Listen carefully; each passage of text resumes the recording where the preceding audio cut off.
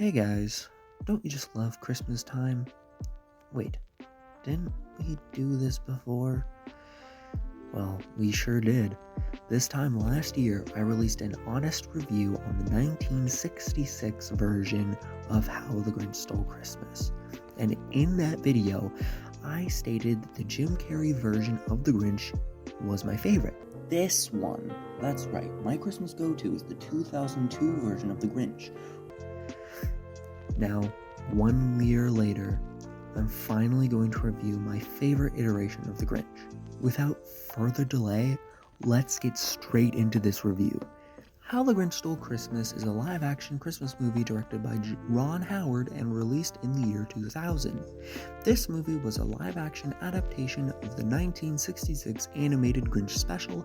However, this one was released 34 years after the first one was and is 3 times as long.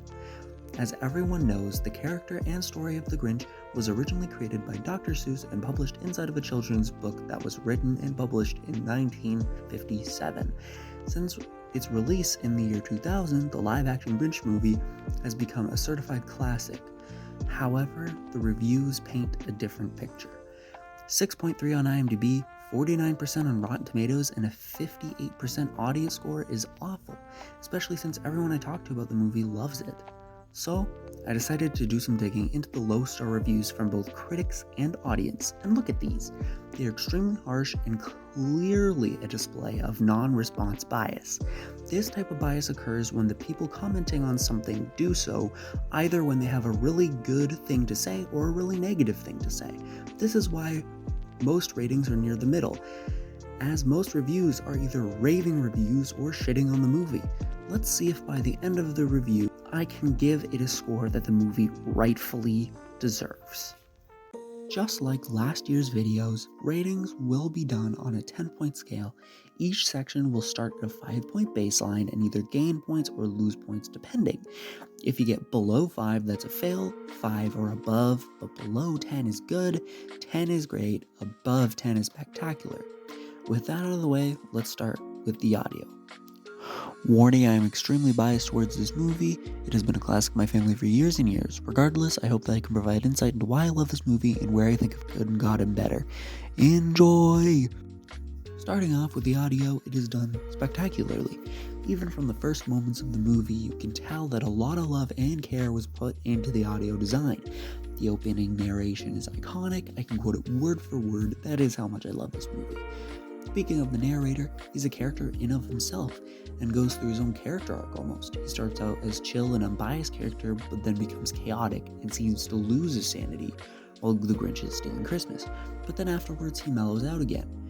It gives him so much personality and shows how much love they put into him. Now, let's move on to the dialogue and quotable moments. These give me so much joy every time I see them, but if I were to rant and mention all of them, it would take an hour and a half. So here are my favorite moments. We're gonna die! We're gonna die! I'm going to throw up, and then I'm gonna die! Jubilation! Dad? Yeah. I've been thinking about the jubilation, and I may do something drastic. Oh, that's fine, dear. Ask your mother. I'm an idiot! You're an idiot!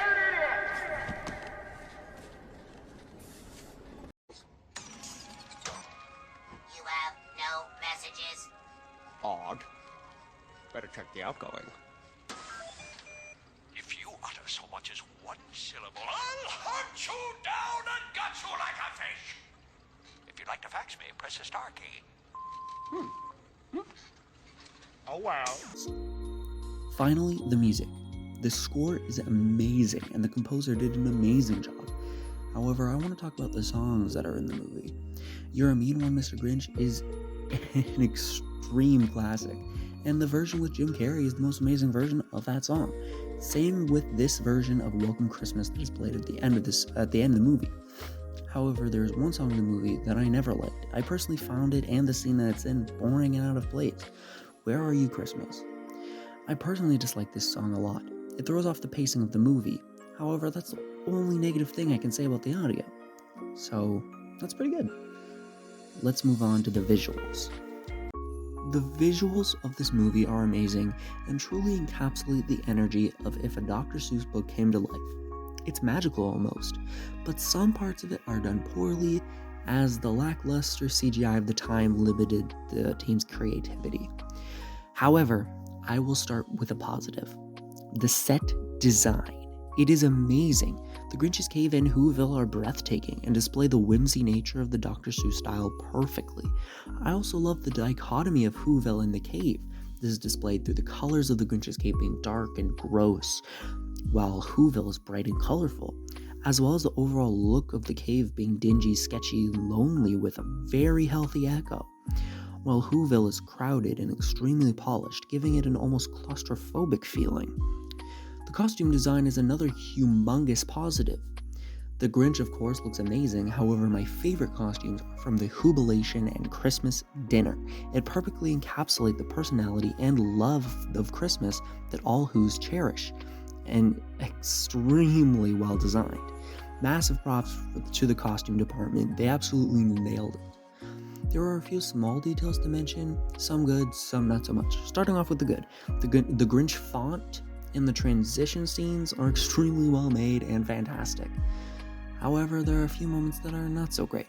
The explosion scene is extremely badly green screened. The termites in Grinch's smile are disgusting due to my bias against bugs. I hate it. Max's eyes widening during the mayor kiss scene was bad. The snow looks clearly fake, but not too bad to ruin the movie. There's one other thing though. During one scene, the Grinch shuts off all the lights in Whoville. However, in the next scene, they're on again. Then in the next after that, they're off again. It startled me when I saw it, because it's such a clear fuck up. I'm surprised they missed that. But other than that, it's a really good movie visually. Alright, on to the characters. The characters in this movie are amazing and extremely personable. Even the side characters have so much love put into them and their dialogue. Martha May, for example, is a great character, as even early on you can tell that she actually has a huge crush on the Grinch, but she tries to save face during the interview to keep public opinion up. It's a really nice touch and adds a lot to her character. The mayor is a great villain and is cartoonishly villainous at times, which is both a good and bad thing. It's a good thing because it helps the movie to feel like a Dr. Seuss book come to life, but it's also infuriating at times because it makes little sense as to why the mayor of an entire town has so much beef with a literal child. Cindy's mom is a character that has always annoyed me, and although she has her good moments, she's overall overshadowed by Cindy's dad, who is one of my favorite characters in the movie. He's extremely goofy, but a good father at heart. The Grinch, of course, is an amazing character, and Jim Carrey does the most amazing job playing him. However, his character is also extremely deep, such as the one scene where he swerves out of the way of a stroller, showing that deep down he still has a heart, and although he's chaotic and mischievous, he's not trying to kill anyone, let alone a child. Max is also another amazing main character, and he is also the Grinch's conscience throughout the entire movie, forcing the Grinch to make the correct decisions throughout the movie, such as forcing him to go to Jubilation, which shows him the fun side of Christmas before ultimately being ruined by the mayor. I could talk for hours about each point in this video, but to get it out before Christmas, I need to give you all the Clip Notes versions, which kinda sucks, but that's okay. That's all I have for the characters. So, on to the plot. Now, moving on to the plot. I could make an entire video based on my theories and questions about this movie, and I think I might, maybe next year or some other time this winter. Comment below if you'd like to see that. However, there are a few things about the plot that I'd like to talk about. To start out, it's basically just an elevated version of the classic story that we all know and love, which is amazing. And since the plot starts a little while before Christmas, it helps to flesh out the story and introduce more lore than the book and the 1960s movie. There are also two plots happening at once, and they interconnect. One is the Grinch coping with the fact that Christmas is coming and all the antics he gets up to. There's also the one about Cindy Lou Who trying to research the Grinch. On that note, Cindy's plot, at least in the beginning, was a weak point in the movie, as it throws off the pacing and it interjects where it shouldn't. It also feels a bit boring at times, but that's nothing to do with Cindy herself, as the actress playing her does an amazing job. I just feel like the writing and directing here was a bit flawed. Other than that, the Grinch's backstory is incredibly sad and fleshed out, which makes you feel for him as a character. Another thing is at the end of the film. Last year I had a problem with the 1960s version as the Grinch's personality took a full 180 and flipped. It was jarring and made little sense. But here, it's clear that the Grinch is still the same person, however he has a more positive outlook now. I love this change, and it's wonderful. Lastly is one little nitpick. During the Stealing Christmas scene, the Grinch is being incredibly loud. It throws off my suspension of disbelief, and makes me wonder how he didn't wake anyone else up, besides when he woke up Cindy's parents landing on the roof. He quite literally screams at one point, but nobody wakes up. It makes no sense. Anyways, let's move on to the ratings. I'm going to try not to linger too much on the details during these ratings, so let's go. Alright, audio. Starting out with our 5-point baseline, we add 1 point for the narrator being iconic. The dialogue quotable moments give us 0.2 points per instance for a total of 1.8 points. The sound design adds 0.5 points. The music gains 0.5 points total, as You're a Mean One, Mr. Grinch and Welcome Christmas adds 0.5, but Where Are You Christmas takes 0.5 away. That totals up to 8.8. Compared to the 1960s version having a 7.5, that is a 1.3 point difference, which is way closer than I assumed it would be, and makes me feel like I am being decently fair in this review. Let's move on to the visuals. Starting out with our 5-point baseline, we had 2 points for set design, one for the Grinch's Cave and the other for Whoville. We add another point for their spectacular costume design. We subtract 0.6 points for little details and errors. This all totals out to 7.4 points. Compared to the 1960s 7-point total, it seems completely fair, and again, quite a bit closer than I thought it would be. Alright, let's move on to the characters. Starting out with our 5-point baseline, we had 0.5 points for Martha May, 0.5 for Cindy's dad, 0.5 for Cindy herself, 1 for Grinch, and 1 for Max. However, we subtract 0.5 points for Cindy's mom. This leaves us with a total of 8, which compared to the 1960s 7 points may be a little bit highly rated. So it's probably because the 1960s version only had 3 named characters, so I could not rate it any higher than I did then. But with the influx of new characters, new named and main characters that have a huge impact, that is why the point discrepancy is so much. Although I might have rated it a little too high. Let's swiftly wrap this up with the plot.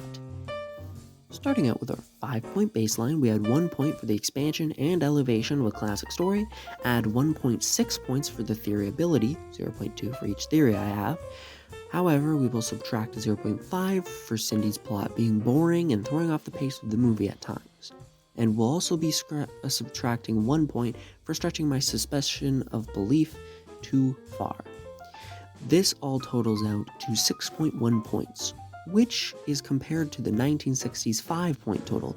Both scores are lower than they should be, however I feel like changing them now would probably be disingenuous. It's just how they got rated, unfortunately. Overall, I have always loved this movie, and it will be a tradition for years to come. This review was extremely biased. However, it was closer in score to the 1960s version than I thought, which makes me think it wasn't as biased of a review as I thought it would be. Anyways, guys, thank you guys for watching. Please leave a like on the video and subscribe for more content, and I will see you guys next time. Bye!